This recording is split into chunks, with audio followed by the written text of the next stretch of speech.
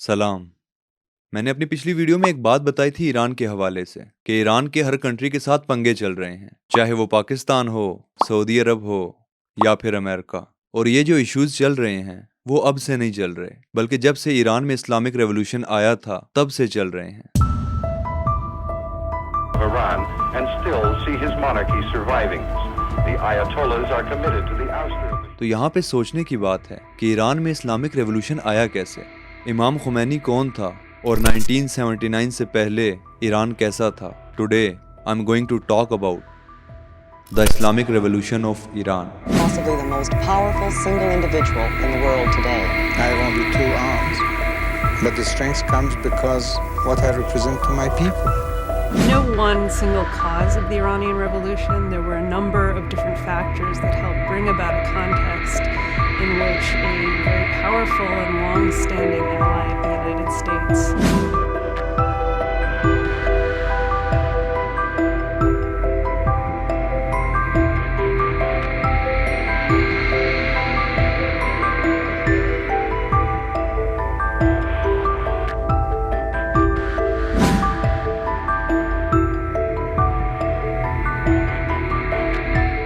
वैसे तो आप सब जानते ही होंगे कि ईरान में पिछले 2500 सालों से बादशाहत ही चली आ रही है और एक प्राइम मिनिस्टर इलेक्ट होता था लोगों की वोटिंग से। लेकिन आहिस्ता आहिस्ता ईरान से बादशाहत का जो दौर है वो ख़त्म होने लगा।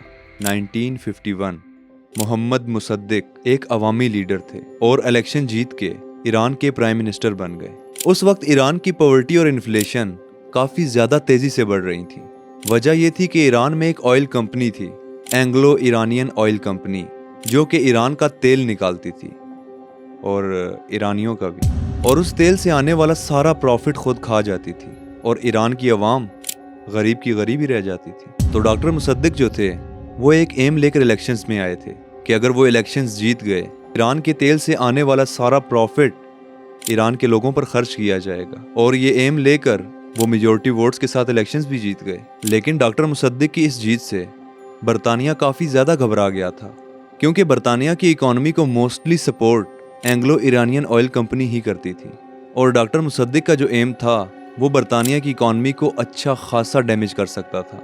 तो ब्रिटेन के उस टाइम के जो प्राइम मिनिस्टर थे वो थे सर विंस्टन चर्चिल। तो सर विंस्टन चर्चिल ने अमेरिका के प्रेसिडेंट आइजनहावर से रब्ता किया और उनको कहा कि डॉक्टर मुसद्दिक को इस पोस्ट से हटा दें वरना वो रशिया का साथी बन जाएगा, और काफ़ी ज़्यादा डिटेल डिस्कशन भी की। तो अमेरिका ने सर विंस्टन चर्चिल का साथ दिया और अपने डॉलर्स झाड़े।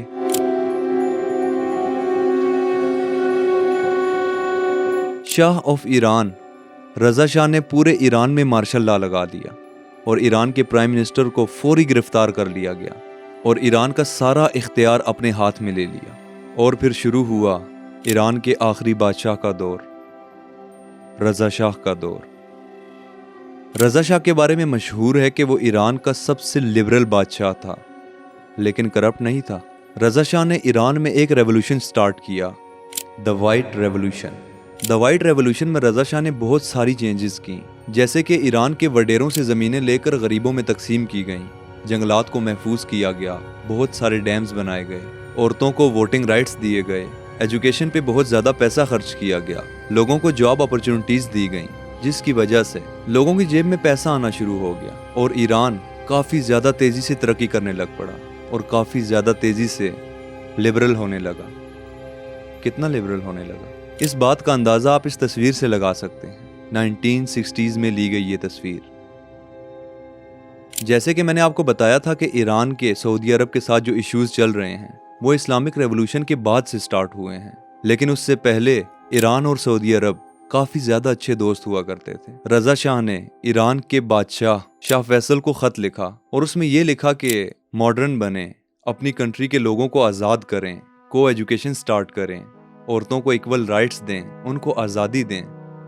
इस तरह की बातें लिखी थी रज़ा शाह ने अपने ख़त में। और इस ख़त का जवाब शाह फैसल ने कुछ यूँ दिया कि मैं आपके मशवरे की कदर करता हूँ, लेकिन आप शायद भूल रहे हैं कि आप इस वक्त शाह ऑफ फ्रांस नहीं बल्कि शाह ऑफ ईरान हैं और ईरान की 90% पॉपुलेशन मुस्लिम है। Kindly don't forget it. Shah Faisal के इस खत को पढ़ने के बाद भी रज़ा शाह नहीं बदले, वो अपनी मस्ती में मगन रहे। और फिर ایران میں آیا ایک بہت بڑا انقلاب، دا اسلامک ریولوشن، اور یہ انقلاب لائے تھے امام خمینی۔ اس انقلاب کی وجہ سے، اس ریولوشن کی وجہ سے امام خمینی کو جیل میں ڈال دیا گیا، لیکن لوگوں میں اس کی پاپولیرٹی اور زیادہ بڑھنے لگی۔ لوگوں کو امام خمینی سچے نظر آنے لگے، تو رضا شاہ کو ایسا لگا کہ امام خمینی کو جیل میں رکھنا ایک بیوقوفی ہوگی، کیونکہ اس کی پاپولیرٹی تو بڑھتی جا رہی ہے دن بدن۔ تو رضا شاہ نے سوچا کہ اس کو ایران سے نکال دیتے ہیں۔ تو 1963 میں امام خمینی کو جیل سے رہا کر دیا گیا اور 14 سال کے لیے فرانس بھیج دیا گیا، ایگزیکٹ ویسے ہی جیسے مشرف کے دور میں نواز شریف کو نکالا گیا تھا۔ تو اس کے بعد امام خمینی فرانس چلے گئے، لیکن فرانس جا کر انہوں نے اپنے لیکچرز کی آڈیو کیسٹس بنائیں اور ان کیسٹس کو فرانس سے سمگل کر کے ایران تک پہنچایا گیا۔ امام خمینی ملک سے باہر رہتے ہوئے بھی ملک کے اندر ہی تھے، ان کی پاپولیرٹی دن بدن اور زیادہ بڑھتی جا رہی تھی، اور یہاں پہ رضا شاہ کا سسٹم اس کے ہاتھ سے نکلتا جا رہا تھا۔ انفلیشن تیزی سے بڑھ رہی تھی، غریب دن بدن غریب ہو رہے تھے، اور جو ایلیٹ کلاس ہے وہ دن بدن امیر ہوتی جا رہی تھی، جس کی وجہ سے احتجاج ہو رہے تھے، ہر طرف دنگے ہو رہے تھے۔ آپ ایران کی اس ٹائم کی سچویشن کو پاکستان کی اس ٹائم کی سچویشن سے کمپیئر کر سکتے ہیں، مطلب کہ ایسی ہی کچھ سچویشن تھی اس وقت ایران کی جیسے آج کل پاکستان کی ہے۔ تو ایران کی سچویشن کو دیکھتے ہوئے رضا شاہ نے دوبارہ ایران پہ مارشل لا لگا دیا، ہر قسم کے احتجاج پر پابندی لگا دی، اور جواب میں 20 لاکھ ایرانی سڑکوں پر نکل آئے۔ 20 لاکھ لوگ، جب 20 لاکھ لوگ سڑکوں پر نکل آئیں تو پھر کیا حکومت، کیا فوج، ان کو کوئی نہیں روک سکتا۔ تو اس سچویشن کے ریزلٹس کچھ ایسے تھے کہ رضا شاہ ایران سے بھاگ کر امریکہ چلے گئے اور امام خمینی فرانس سے واپس ایران چلے آئے۔ تو ایران کے لوگوں کے دل میں امریکہ کے لیے غصہ تو بے حد تھا، لیکن جو لوگ سڑکوں پر نکلے انہوں نے امریکہ کی ایمبیسی کا کیا حال کیا ہوگا۔ اور 1973 میں جو اسرائیل کے ساتھ ان کی جنگ ہوئی، اس کی وجہ سے ان کے دل میں اسرائیل کے لیے بھی کافی زیادہ غصہ تھا۔ تو اسلامک ریولوشن کے ٹائم پر یہ 2 نعرے بہت زیادہ لگائے جاتے تھے، death to America, death to اسرائیل۔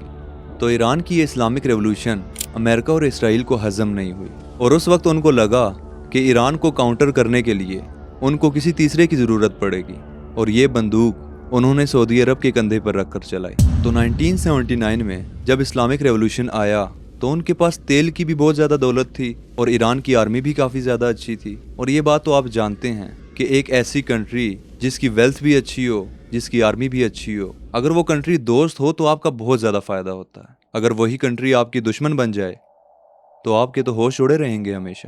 ایران میں اوپنلی امریکہ کے لیے نفرت تھی، اور امریکہ نے ایک طرف ایران پر سیکشنز لگانا شروع کر دیے اور دوسری طرف سعودی عرب کو سپورٹ کرنا سٹارٹ کر دیا۔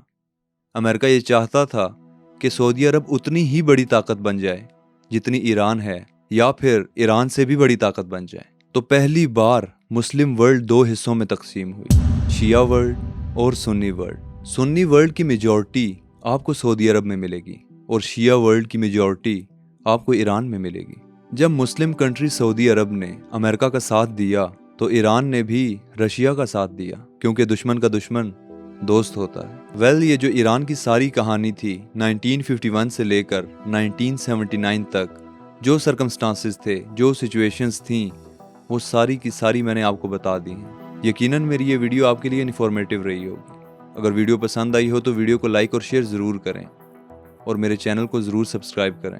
اپنا بہت سارا خیال رکھیے گا، دعاؤں میں یاد رکھیے گا۔ ملتا ہوں آپ سے اگلی ویڈیو میں، تب تک کے لیے گڈ بائے۔